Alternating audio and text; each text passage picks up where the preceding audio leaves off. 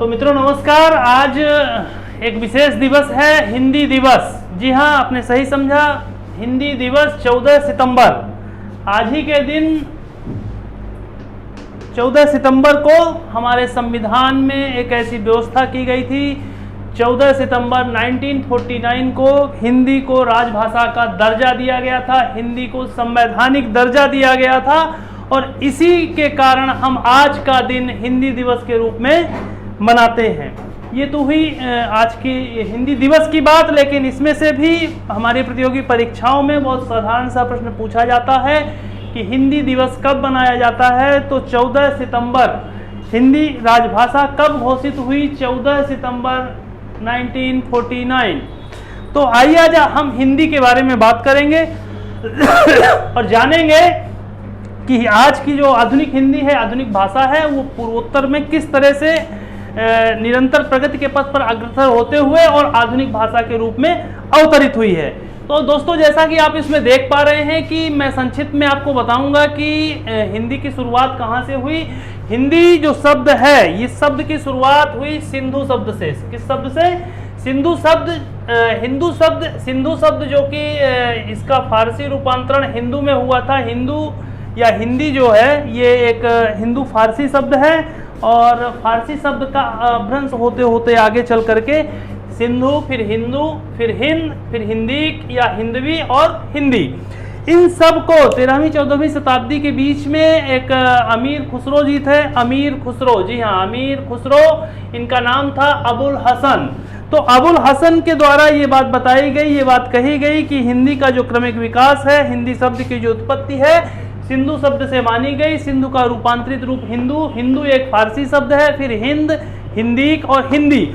और हिंदी भी उस समय के परिप्रेक्ष्य में हिंदू को लेकर के नहीं थी, ये मुसलमानों की एक आधिकारिक भाषा थी उस समय हिंदी, जो कि बाद में फिर रेख्ता और उर्दू में तब्दील हुई धीरे धीरे 19वीं सदी के आते आते। तो जब भी हम भाषा की बात करेंगे, पूरे विश्व में लगभग 3000 प्रकार की भाषाएं होती हैं और इन भाषाओं में भी सबसे ज़्यादा भाषा जो बोली जाती है वो मैंडेरिन है, चाइना की। चीन की मैंडेरिन भाषा सबसे ज़्यादा बोली जाती है, सबसे अधिक लोगों तक प्रचलित है। भारतीय भाषाओं की बात करें तो भारत में भाषाओं का जो है चार प्रकार से बांटा जा सकता है, जिसमें भारोपी भाषा है, द्रविड़ भाषा है, ऑस्ट्रिक भाषा है और चीनी तिब्बती भाषा है। द्रविड़ जो आपका दक्षिण साउथ इंडिया में है, उधर द्रविड़ भाषा का उपयोग होता है। ऑस्ट्रिक भी उसी तरफ है, चीनी तिब्बती पहाड़ी इलाकों में है। और भारोपी भाषा जो हमारे हिंदी मध्य उत्तर के जो भाग हैं और हिंदी भाषी जो क्षेत्र हैं, वहाँ पे भारोपी भाषा का प्रयोग होता है। तो हिंदी जो है एक भारोपी भाषा है। हिंदी भारोपी भाषा है। हमारे यहाँ लगभग 40% लोगों के द्वारा हिंदी बोली जाती है। हिंदी एक भारोपी भाषा है, पूछा गया है कई बार प्रश्न। 40% लोग हिंदी बोलते हैं। तो ये हुई एक भाषाओं के प्रकार की बात। अगर हम क्रमिक रूप से इतिहास में चलें तो लगभग 2000 ईसा पूर्व से रिकॉर्ड मिलता है, जब से वैदिक संस्कृत भाषा सबसे पहले प्रचलन में थी। नंबर 1 वैदिक संस्कृत 2000 ईस्वी पूर्व से लेकर के 500 ईस्वी पूर्व तक। वैदिक संस्कृत के बाद लौकिक संस्कृत या संस्कृत भाषा का विकास हुआ। इसके बाद फिर क्रमिक रूप से पाली, फिर प्राकृत, फिर अपभ्रंश।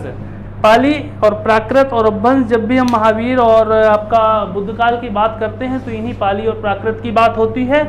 इसके बाद अपभ्रंश का मतलब होता है कि टूटा हुआ मिला हुआ।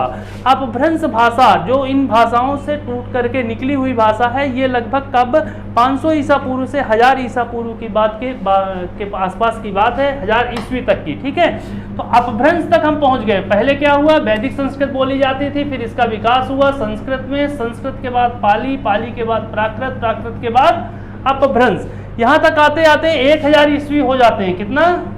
1000 ईस्वी हो जाती है। 1000 ईस्वी होने के बाद जब हम इसको कभी कोई सीधे प्रश्न पूछ लेता है कि वैदिक संस्कृत की क्रमिक विकास किस रूप में हुआ, तो पाली, प्राकृत और अपभ्रंश। इसी अपभ्रंश से ही आधुनिक भाषा का विकास हुआ है। इसी अपभ्रंश से आधुनिक भाषा का विकास हुआ है। बार बार पूछा जाता है कि आधुनिक भाषा का विकास कहाँ से हुआ है, तो इस अपभ्रंश भाषा से हुआ है। अपभ्रंश भाषा और हिंदी भाषा को जोड़ने वाली एक और भाषा है जिसको कि आधुनिक भाषा और अपभ्रंश को जोड़ने वाली कड़ी कहा जाता है, उसको अवहट्ट भाषा भी बोलते हैं, अवहट्ट, ठीक है। तो 1000 ईस्वी से लेकर के और आज तक जो 2021-22 चल रहा है वहाँ तक भी आज हम आधुनिक भाषा का विकास, क्रमिक विकास प्रगति पर है।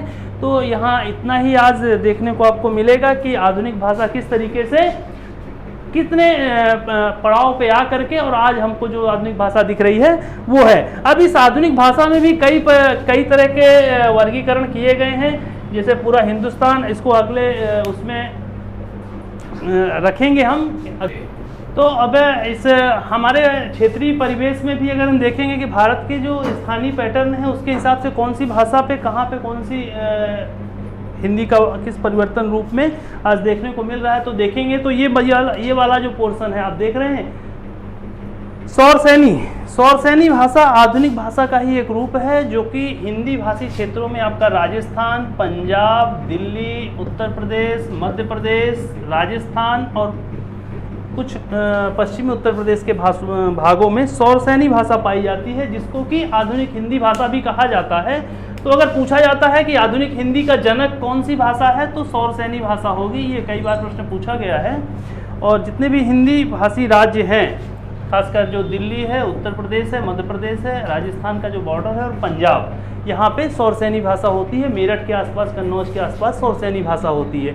आप जब चले जाएंगे बिहार और उड़ीसा की तरफ, बिहार हो गया, उड़ीसा हो गया, झारखंड हो गया, यहाँ पे मगधी भाषा है।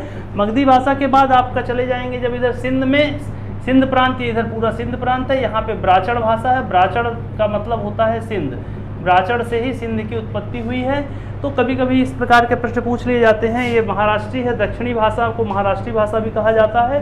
तो कभी कभी परिवर्तित नामों से इन नामों को पूछ लिया जाता है कि कौन से शब्द से कौन सी भाषा उत्पन्न हुई है। जैसे पंजाबी भाषा है तो पंजाबी भाषा का उद्गम हुआ है टक से, एक टक शब्द आता है, टक, टक से क्या आया है, पंजाबी।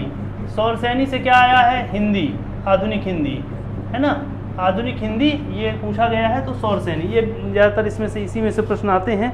मगधी में कौन कौन सा आ जाएगा, बिहारी, बिहारी इसी में आ जाएगा आपका, इधर अवधी, ब्रज आ जाएगा सौरसैनी में, इधर ब्रज आएगा, ब्रज भाषा। तो एरिया के हिसाब से मोटा मोटी आपको जानना है कौन सी भाषा कहाँ पे होती है। हिंदी पे इतना ही है। अभी आगे जो है बोली भाषा और इसका जो क्रमिक इतिहास है वो आपको बताया जाएगा। ठीक है, थैंक यू। आज के दिन इतना ही। हिंदी दिवस की शुभकामनाएं आपको, और ध्यान से आप अपना कर्तव्य करते रहिए, सफलता जरूर मिलेगी। Thank you.